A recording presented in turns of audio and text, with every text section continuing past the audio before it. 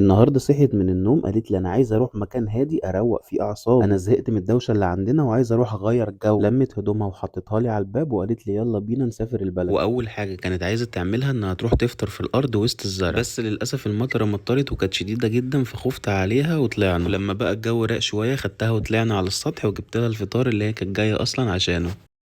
عايز اقول لكم ان الاكل والقعده هنا عجبتها اكتر من عندنا بكتير كمان، لدرجه اني كنت خارج بالليل جيت لقيتها فرشه قدام الباب وقاعده ومستمتعه قوي بالاجواء. كلتي حوت. دي طلعت لك عملت لك كرسي. لا ومش بس كده، دي كمان اخترعت لها زحليقه على السلم بتاع البيت. حط لها قلب بقى واكتب لي في الكومنتات توقع حور هتطلع منين وانت بتتابعنا من انهي بلد. وشويه بقى وجابت الكرسي بتاع جدتها وبدأت في فقره جديده.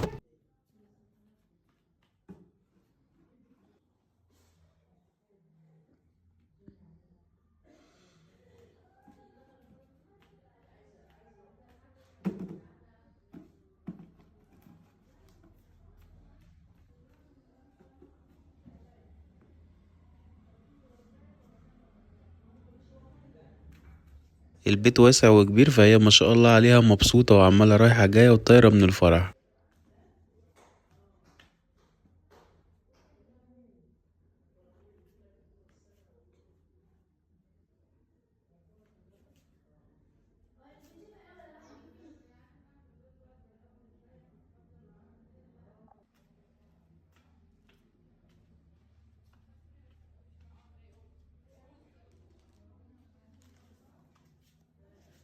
حط لها قلب بقى واعمل لها فولو لو لسه مش متابعها.